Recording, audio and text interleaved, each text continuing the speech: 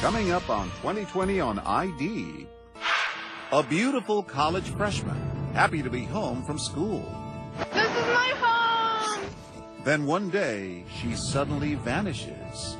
We looked everywhere, then we called the police. As hundreds searched, police find few clues. What they found was just a pair of flip-flops. And across the country, another college beauty leaves her dorm and never returns. You found her car, she was in an accident. She's there. Where is she? Two missing girls, two distraught families living with a nightmare. We couldn't be there to help her. She was all by herself. What happened to their daughters? Would they ever see them again? It's pretty much all I can think of. I wake up thinking about it. Blind alleys, the odd stranger, a green van, clues in a double mystery, vanished, missing Coeds. Hello and welcome to 2020 on ID. I'm John Quinones.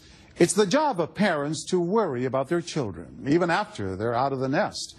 But it never occurred to the parents of college co-eds Brooke Wilberger and Maura Murray that their daughters could simply vanish. Two beautiful girls, one on the sunny West Coast, one on a snowy road in New England, linked by a mysterious fate. And as Elizabeth Vargas first reported in 2008, linked also by the families determined to find them.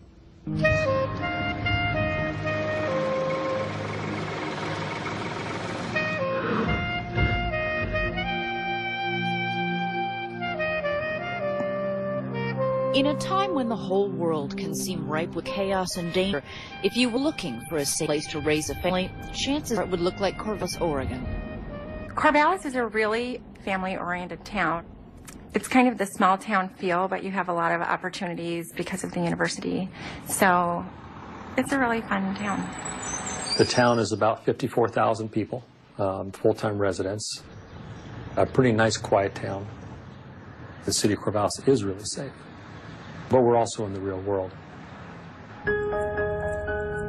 On May 24th, 2004, that more dangerous world surfaced in Corvallis when a young college co-ed disappeared in broad daylight. What happened to Brooke Wilberger is a mystery that got national attention. The story began on the grounds of a Corvallis apartment complex managed by Brooke's sister and brother-in-law.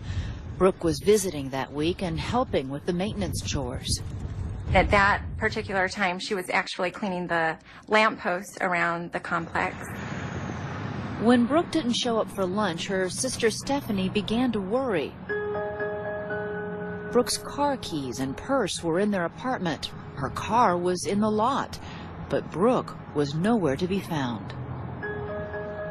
I got very nervous. We had exhausted every possibility. We had searched all of the apartments that she could possibly be working in.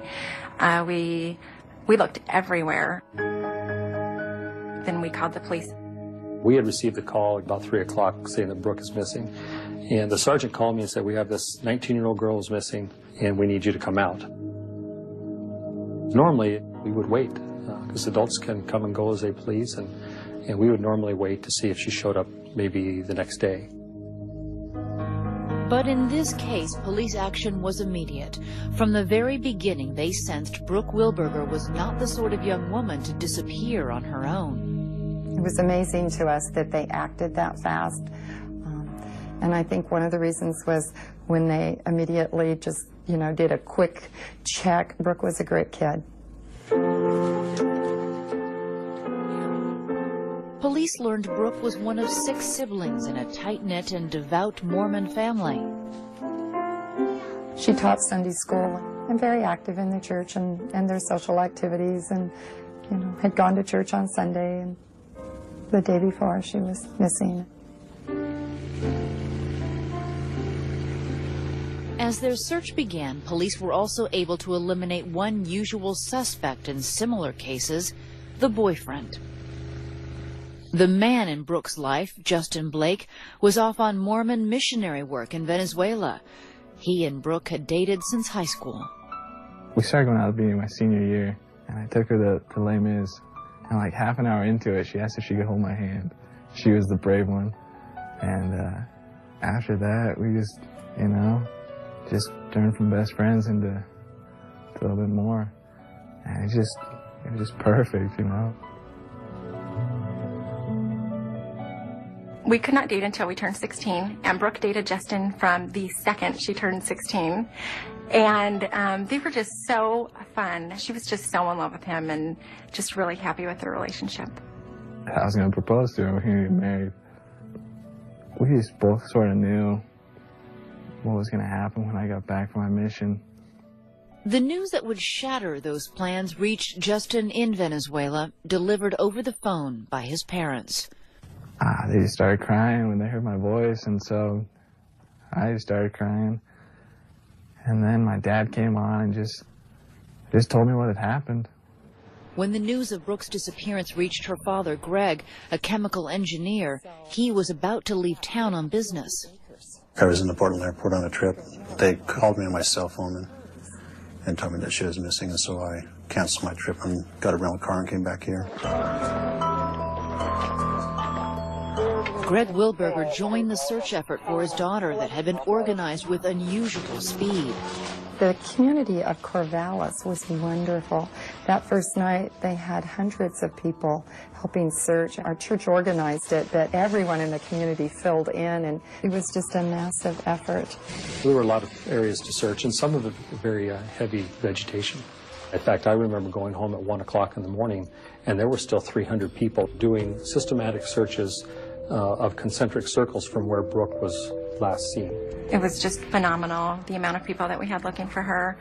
We looked everywhere. It's just very traumatic because you expect to find something, and as the search wore on, I mean, people were tired physically, and you know, I know that it was just really exhausting and frustrating to not find anything. We searched till 3 in the morning, the first night, and then after that, you just don't know. You just kind of become sort of numb.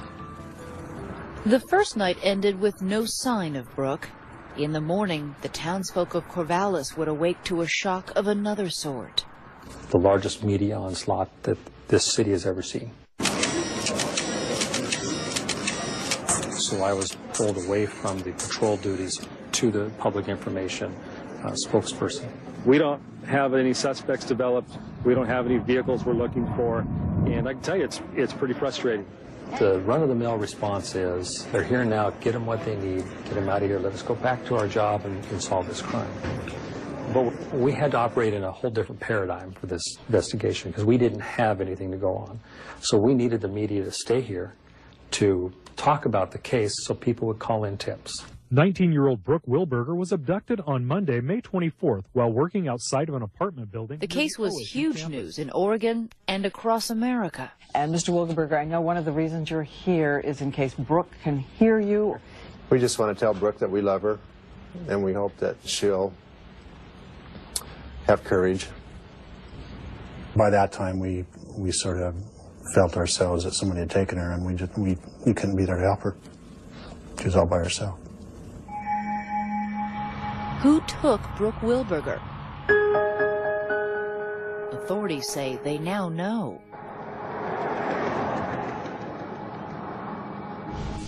Stay with us.